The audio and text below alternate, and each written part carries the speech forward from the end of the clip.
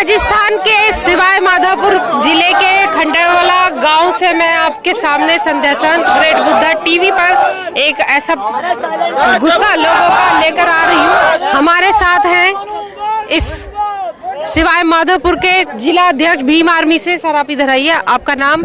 जी मेरा नाम सूरज कुमार लोधवाल। सूरज जी, आज जो हुआ, जो यहाँ पर ये दृश्य देखने को मिला, माननीय विधायक यहाँ आते हैं और कहते हैं कि हमें बाबा साहब की जरूरत नहीं। आपका क्या विचार है? देखिए,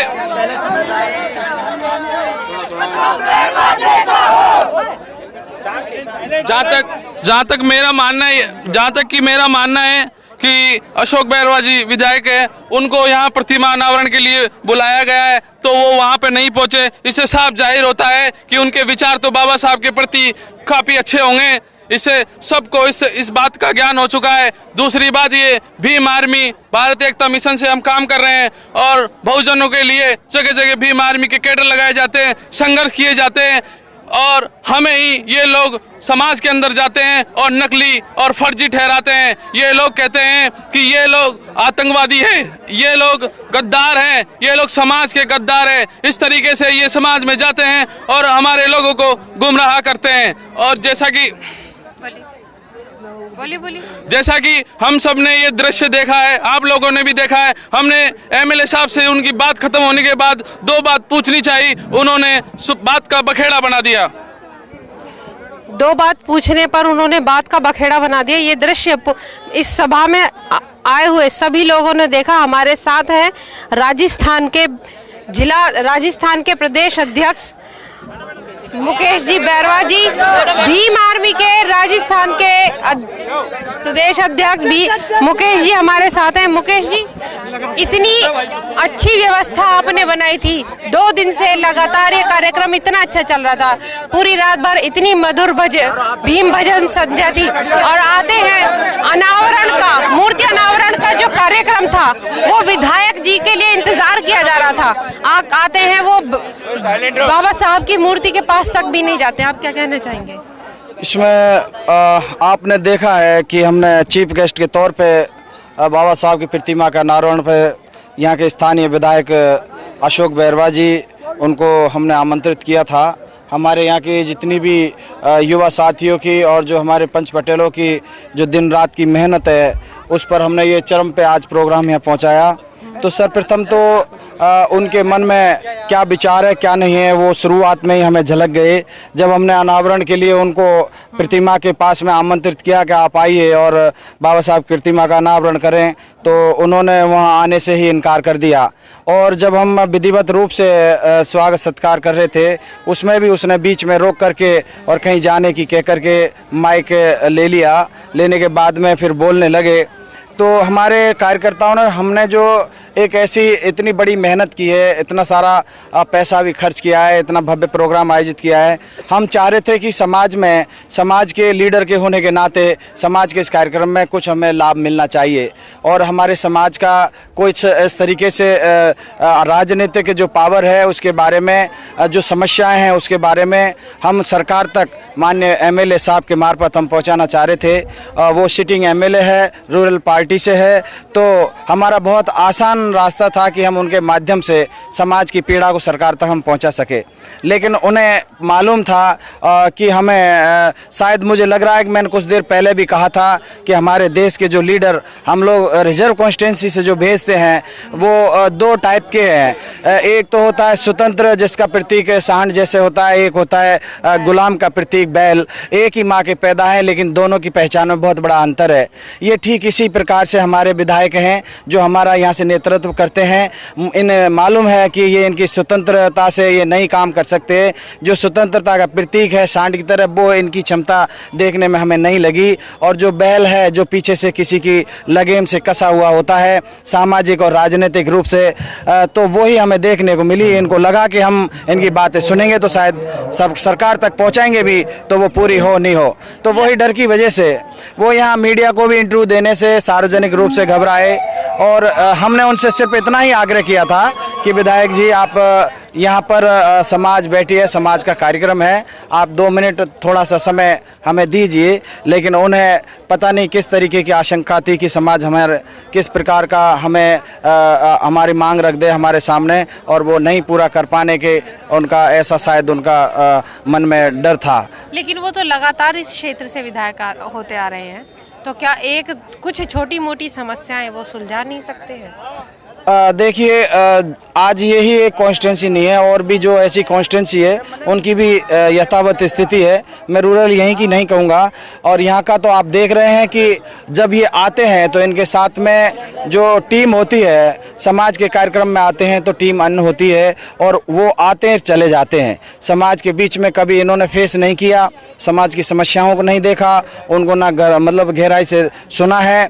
और इनका सिर्फ यही एक मकसद है कि जिस प्रकार से मैं मेरा पिछली बार रह चुका हूँ 3 बार, अब चौथी बार मैं जीत गया हूँ, तो ऐसे ही मैं जीतता रहूँ। यहाँ कोई और भी लीडरशिप समाज के अंदर नेतृत्व क्षमता पैदा नहीं हो, तो शायद इसी डर से यहाँ हमारे इन युवाओं से और हमारे जो भी सामाजिक वर्कर है उनसे, जो भी ऐसे मिशनरी लोग होते हैं उनसे शायद इनको ये खतरा है, ये डर है कि कहीं ये इनके पीछे को जो कुर्सी इनके चिपक गई है वो कहीं इनकी छूट ना जाए, और इनको कुर्सी का बड़ा खतरा महसूस होता है। से बार बार बोल रहे थे कि माहौल खराब करने वाले लोगों से दूर रहे, तो वो किन को बोल रहे थे? आपको बोल रहे थे या हमको बोल रहे थे?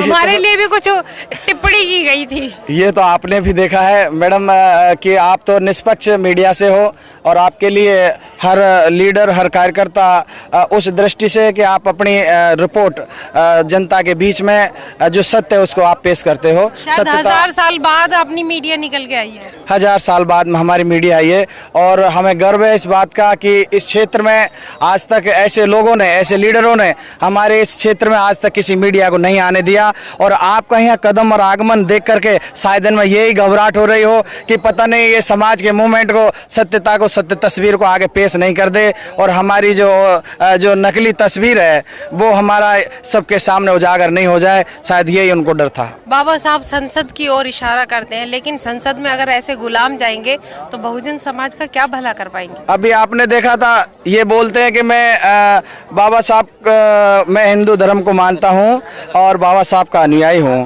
बाबा साहब ने तो किस प्रकार से मूवमेंट किया है, कैसे चलाया है, और कहते हैं कि आप न जो कोई और बात करें, कोई विकास के लिए बात करें, हम यही बात उनके सामने रखते। अभी 13 पॉइंट रोस्टर प्रणाली चल रही है, इन्होंने कितने क्वेश्चन विधानसभा में उठाए 13 पॉइंट रोस्टर प्रणाली को मतलब न जो हटा करके 200 पॉइंट को लागू करने के लिए। हर कोई सावित्रीबाई फुले नहीं होते।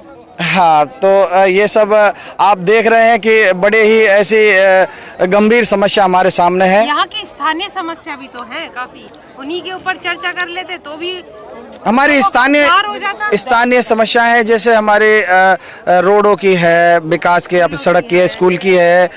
हमारे यहाँ पे कोई भी सार्वजनिक क्षेत्र है उसका संरक्षण के लिए, रख रखाव के लिए, पानी के संरक्षण के लिए डैम बनाना, ऐसी बहुत सारी समस्याएं हैं। मूल जो समस्याएं हैं बच्चों की शिक्षा के लिए, एक बच्ची ने अभी कहा भी था कि हमारे पास यहाँ शिक्षा का ऐसी व्यवस्था नहीं है और हम आगे पढ़ नहीं पाते क्योंकि आने जाने में रास्ता सेफ नहीं है, हमें खतरा रहता है, घर परिवार वाले हमें नहीं जाने देते। और आज उन परिस्थितियों की वजह से हमारी बच्चियाँ अनपढ़ रह जाती है। अभी अभी आपके सामने ही हमारी बच्चियों ने ये ऐसी समस्या आपके सामने रखी है। तो बहुत सारी बातें हैं क्षेत्रीय विकास के लिए जो इनको ध्यान देना चाहिए, और लीडर वही होता है जो सबकी सुने और उस पर गौर करे और जितना हो सके समाज का, क्षेत्र का विकास करने का प्रयास करें। अच्छा, गांव के अंदर हम लोग मीडिया आ गए हैं, विधायक से नाराजगी हो गई है, तो भीम आर्मी सेफ चीजें पहुंचा तो देगी ना?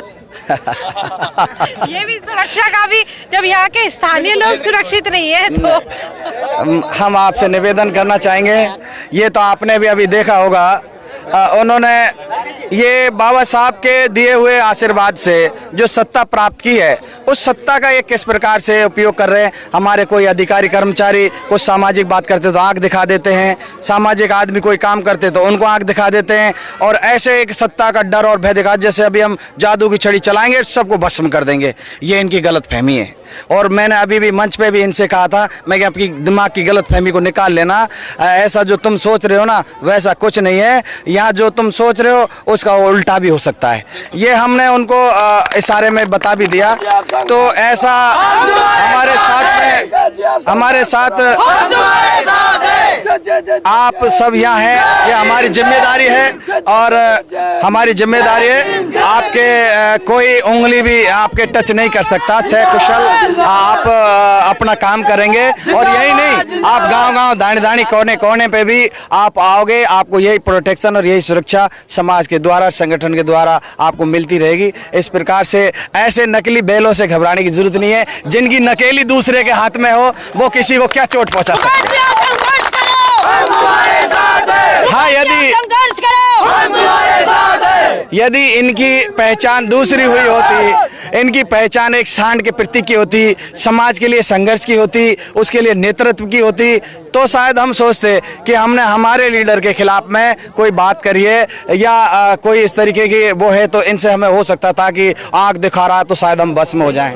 लेकिन ऐसे गुलाम जो खुद ही अपने ना तो मुंह से कुछ खा सकते अपनी मर्जी से, ना अपनी मर्जी से कुछ बोल सकते, जो इशारा आका करते हैं वो ये बोलते हैं, जो वो परोसते हैं वो ही खाते हैं, इससे ज़्यादा कुछ नहीं करते। ये हमें क्या चोट पहुँचाएंगे, इनसे हमें डरने की जरूरत नहीं है। शुक्रिया।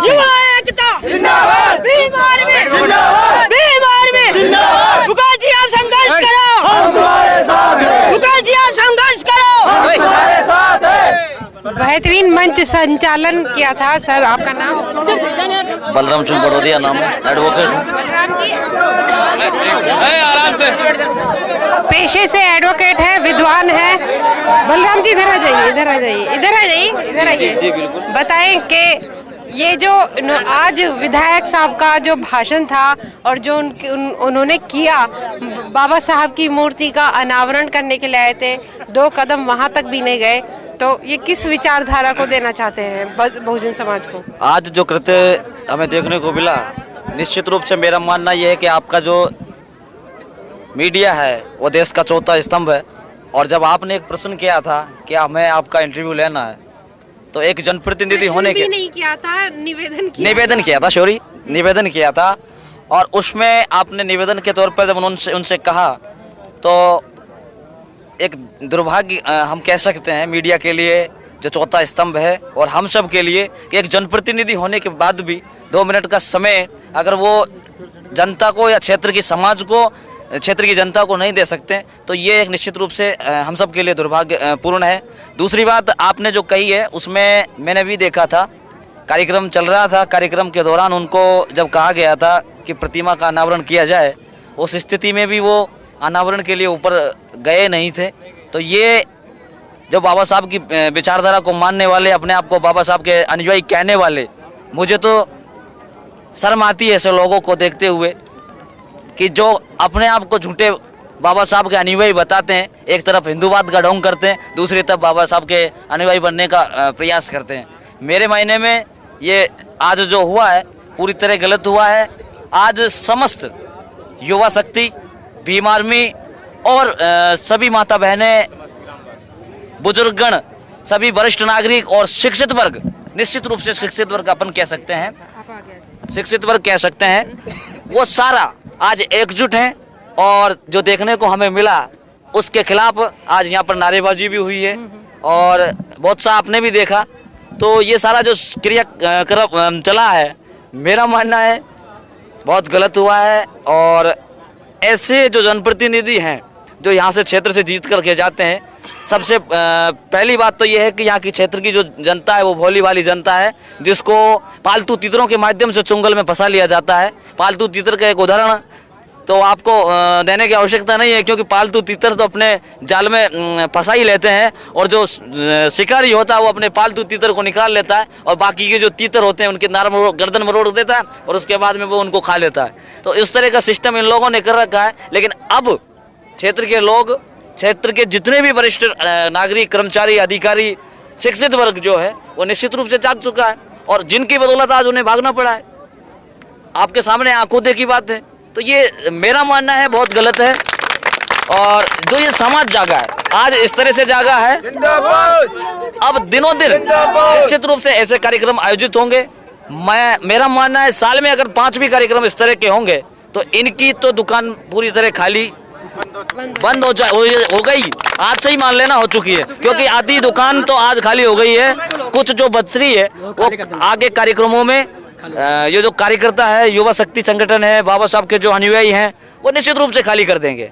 और आपने भी देखा है, खाली तो यहाँ डमडमी बजी चुकी थी, अब और बचा भी क्या था उनके पास, इतनी बड़ी जो समाज का फेस नहीं कर सके, वैसा वो लीडर समाज के सामने, समाज के संबंध में कोई भी क्वेश्चन का सटीक या संतुष्टपूर्ण जवाब नहीं दे सके, उस लीडर की हालत आप जान सकते हो। वही मैं कहना चाह रहा हूँ, जब समाज को आज भीम आर्मी और बहुजन मीडिया जो दो ऐसे स्तंभ उभर कर आए हैं बहुजन समाज में, मैं पूरे देश की बात नहीं कर रही हूँ, सिर्फ बहुजन समाज की बात कर रही हूँ। भीम आर्मी और बहुजन मीडिया दो ऐसे स्तंभ उभर कर आए हैं जिन्होंने देश में बहुजनों पर, दलितों पर हो रहे उत्पीड़न की ना सिर्फ आवाज उठाई है, बल्कि उत्पीड़न उठाने वालों की आंखों में आंखें डालकर बात किया।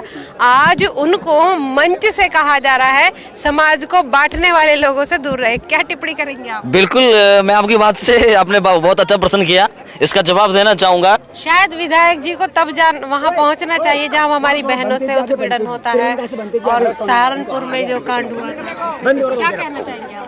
मैं जो कहना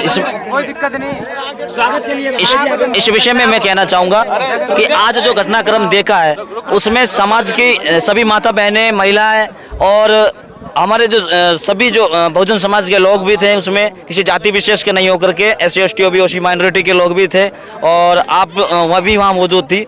तो हमने जो देखा सिस्टम में, उसके अनुसार समाज के लोगों ने जो सवाल शुरू करना चाहा, लेकिन विधायक महोदय ने जो सवाल का जवाब ही नहीं दिया, उससे आप आकलन लगा लीजिए भाई वो कितनी क्या कुछ कर सकते हैं। ऐसे ही लोगों ने समाज को तोड़ रखा, ऐसे ही लोगों ने समाज को तोड़ा है। बोल रहे हैं हमने तोड़ रखा है। अब ये तो हमारे भाई आज तक जागृति तो लोगों के अंदर आई नहीं थी। अब सोशल मीडिया जो है, पहले माताजी भैरव के जमाने चलते थे, अब ये जो 3G 4G 7G तक चले हैं, और ये जो बहुजन मीडिया आपका हमें मिला है, तो इनके माध्यम से लोगों में जागृति आई है, और जागृति आई है तो निश्चित रूप से इनका भंडाफोड़ हो रहा है। आज ये दिनों दिन आपको पता, रास्ता पकड़ लिया, सीधे चले गए, तो इससे ज्यादा बड़ी बात क्या हो सकती है? इसके लिए तो यूथ बताएगा ना आपको। तो आगे आए वोट के लिए किसको कहेंगे? अशोक जी को? हाथी वोट के नहीं कह सकते हैं, सॉरी, मैं इसके लिए क्षमा चाहता हूँ।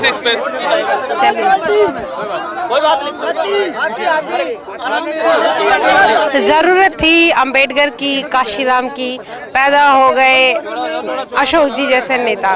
तो ये बहुजन समाज को खुद सोचना पड़ेगा, खुद देखना पड़ेगा कौन बांट रहा है, कौन जोड़ रहा है। ये फैसला हम सीधे आप पर छोड़ते हैं, बहुजन समाज पर छोड़ा जाता है। बने रहिए ग्रेट बुद्धा टीवी के साथ। मैं संजय सन। जय भीम, नमो बुद्धाय, जय संविधान।